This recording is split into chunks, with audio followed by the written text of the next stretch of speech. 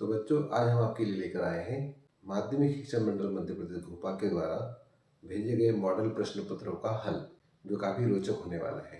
अभी तक आपको जो बोर्ड परीक्षा में प्रश्न पत्र मिलते थे वो सीधे प्रश्न आते थे, सरल होते थे, जिनको लिखना आसान होता था।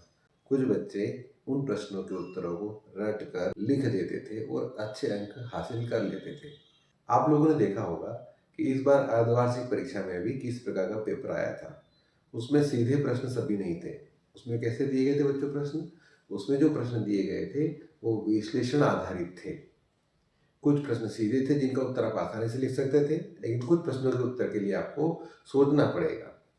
तो अब जो पेपर आने वाला है बच्चों, उसमें आप सभी को क्या करना है? सबसे पहले प्रश्नों को 2 बार ध्यान से पढ़ना है और जो पूछा जाता है उसी का उत्तर लिखना है। रटा रटाया उत्तर नहीं चलेगा। आपको सोचना पड़ेगा कि प्रश्न में क्या पूछा गया है।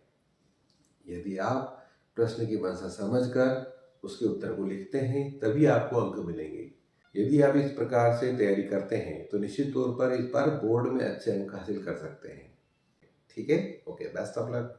तो आइए बच्चों, इस बार हम देखते हैं जीव विज्ञान के आदर्श प्रश्न पत्र का पहला हिस्सा। इसमें आपको सही विकल्प दिए गए हैं। पहला है अध्यावरणी से घिरा कोशिकाओं का एक पुंज होता है। तो बच्चों, आप बीजांड का प्रश्न है ये। बीजांड में अध्यावरणी यानी इंटेगुमेंट से घिरा हुआ कोशिकाओं का समूह क्या कहलाता है? तो इसमें बीजांडकाय, निभाग, भ्रूणकोश और बीजांड 4 भाग दिए हैं बच्चों। तो आप जानते हैं अध्यावरण से घिरी कोशिकाओं के समूह को हम बीजांडकाय या न्यूसेलस कहते हैं बच्चों।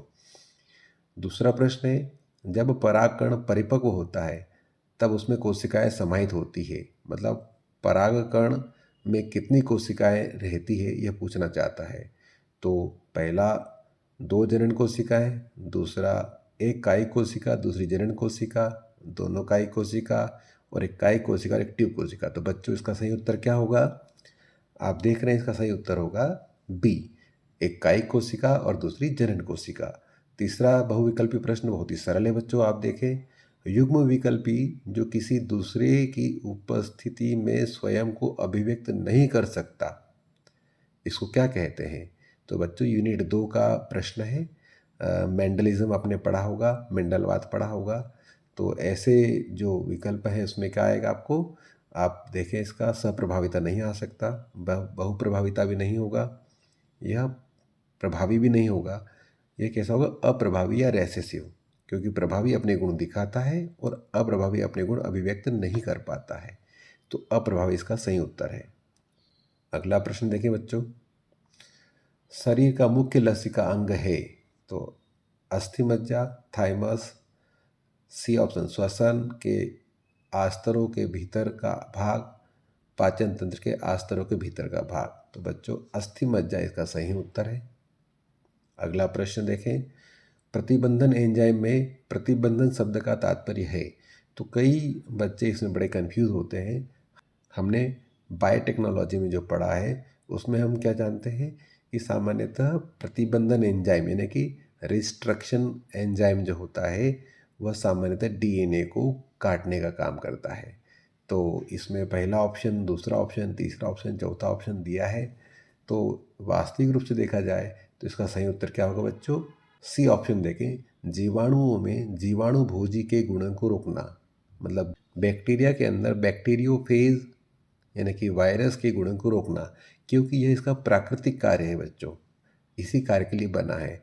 हमने बायोटेक्नोलॉजी के लिए उसको अलग ढंग से उपयोग किया है, किंतु इसका प्राकृतिक कार्य यही है। तो आप देखें अगला प्रश्न। पारस्परिक आश्रय यानी म्यूचुअलिज्म सहोपकारिता का क्या उदाहरण है? तो बच्चों, सहोपकारिता क्या है इसके अंदर? ई कोलाई और मनुष्य के बीच में, तितली तथा फूलों के बीच में, हर्मिट क्रेब और समुद्री एनिमोन के बीच में, और अंजीर एवं बर्र के मध्य। तो आप इसका सही उत्तर क्या समझते हैं बच्चों? मादा बर्र अंडे देने के लिए उपयुक्त स्तर की तलाश करते हुए बर्र अंजीर के पुष्पक्रम को परागित करता है बच्चों। इसके बदले में अंजीर अपने कुछ परिवर्तनशील बीज बर्र के डिंबकों को आहार के रूप में देता है। तो इस प्रकार दोनों का फायदा हो रहा है बच्चों। तो यह जीवों की पारस्परिक क्रिया का एक अच्छा उदाहरण है बच्चों। अब अगला देखें बच्चों। तो रिक्त स्थानों की पूर्ति कीजिए। पहला प्रश्न है, स्त्री में आतर्व चक्र 50 वर्ष की आयु के बाद लगभग बंद हो जाता है, इस स्थिति को क्या कहते हैं बच्चों? तो आप जानते हैं स्त्रियों में इस अवस्था को रजोनिवृत्ति या मेनोपॉज कहते हैं बच्चों। अगला प्रश्न, डीएनए अंगुली छापी में डीएनए अनुक्रम में स्थित कुछ विशिष्ट जगहों के बीच भिन्नता का पता लगाते हैं, इसको हम क्या कहते हैं बच्चों? तो इसको हम पुनरावृत्ति डीएनए या रिपीटेटिव डीएनए कहते हैं। अगला प्रश्न देखें, गंगा कार्य योजना, गंगा एक्शन प्लान तथा यमुना कार्य योजना दोनों नदियों को से मुक्त करने के लिए चलाई गई, तो इसका सही उत्तर क्या आएगा? इसका सही उत्तर आएगा प्रदूषण या पॉल्यूशन। अगला, पारजीनी गाय रोजी के दूध में पाया जाता है जो साधारण गाय के दूध में नहीं मिलता, तो इसका सही उत्तर है बच्चों मानव अल्फा लैक्ट एल्ब्यूमिन प्रोटीन जो होता है वो गाय के दूध में होता है, जो काफ़ी उपयोगी होता है। अगला प्रश्न, प्राक यानी कि प्रो इंसुलिन में होता है जो परिपक्व इंसुलिन में नहीं होता है। तो बच्चों जब इंसुलिन बनता है तो उसमें 3 पॉलीपेप्टाइड चेन है, पॉलीपेप्टाइड ए, पॉलीपेप्टाइड बी और उसका लूप पॉलीपेप्टाइड सी। तो जो लूप है वह प्राक इंसुलिन में रहता है, किंतु जब परिपक्व हो जाता है तो ये सी पेप्टाइड है यह पृथक हो जाता है और केवल ए और बी पॉलीपेप्टाइड श्रृंखला बच जाती है। तो इसमें क्या सही उत्तर आएगा? C peptide. वह खाद्य श्रृंखला जो मृत कार्बनिक पदार्थों से आरंभ होती है उसे क्या कहते हैं? तो बच्चों उसको अपरद खाद्य श्रृंखला या डेट्राइटस खाद्य श्रृंखला कहते हैं। अगला प्रश्न देखें, सत्य और असत्य। तो पहला प्रश्न देखें, प्रत्येक वृषण जालिका के अंदर 1 से लेकर 3 अति कुंडलित शुक्र जनन नलिकाएं होती है। तो मेरे हिसाब से यह असत्य है बच्चों, क्योंकि वृषण जालिका यानी रेटेटेस्टिस उसके भीतर शुक्रजनन नलिकाएं उसके भीतर नहीं होती है। शुक्रजनन नलिकाएं वृषण पालिका यानी टेस्टिकुलर लोब्यूल के भीतर होती है बच्चों। तो एक वृषण में 250 के आसपास टेस्टिकुलर लोब्यूल होते हैं, जिसमें प्रत्येक टेस्टिकुलर लोब्यूल में 2 से 3 शुक्रजनन नलिका होती है बच्चों। तो इसका उत्तर आएगा असत्य, क्योंकि हम जानते हैं शुक्रजनन नलिका वृषणपाली के अंदर होती है, न कि जालिका के अंदर। अगला प्रश्न, एक्रोसोम अंडाणु के निषेचन में मदद करते हैं। तो निश्चित तौर पर बच्चों एक्रोसोम में पाचक एंजाइम होते हैं जो निषेचन में मदद करते हैं, इसलिए यह सत्य उत्तर आएगा। अगला, विकास के लिए भ्रूणात्मक समर्थन वैज्ञानिक डार्विन द्वारा प्रस्तावित किया गया था। नहीं, यह असत्य आएगा बच्चों, क्योंकि डार्विन ने तो प्राकृतिक चयनवाद और अन्य घटनाओं के बारे में जानकारी दी थी। इसके बारे में आपको अवधारणा दी थी अर्नेस्ट हैकल नामक वैज्ञानिक ने। ठीक है, अगला प्रश्न देखें, व्याध पतंग यानी ड्रैगन फ्लाई मच्छरों से छुटकारा दिलवाने में अत्यंत ही लाभप्रद है। तो बिल्कुल सत्य है बच्चों, ड्रैगन फ्लाई मच्छरों के लार्वा खा जाती है, इस तरह से ये आपका सत्य उत्तर होगा। अगला, आरएनए अंतरक्षेप यानी कि आरएनए इंटरफेरेंस सभी ससीम केंद्रीय यानी कि यूकेरियोटिक जीवों में कोशिकी सुरक्षा की विधि है। तो बच्चों सत्य है यह। अगला, जंतुओं में कीट सबसे अधिक समृद्ध जाति वर्ग की समूह है। तो निश्चित तौर पर बच्चों पूरी दुनिया में आज देखा जाए तो सबसे ज़्यादा कीटों की प्रजातियां उपलब्ध हैं, इसलिए इसका उत्तर भी सत्य आएगा। अब आगे देखेंगे बच्चों, प्रश्न क्रमांक 4, सही जोड़ी बनाइए। तो कॉलम ए और कॉलम बी में आप देख रहे हैं, आप इसको बनाइए, कौन कौन से उत्तर आएंगे आप सही जोड़ी का मिलान कर लीजिए, ये है इसका सही उत्तर। ठीक है, अब हम अगले प्रश्न को देखेंगे।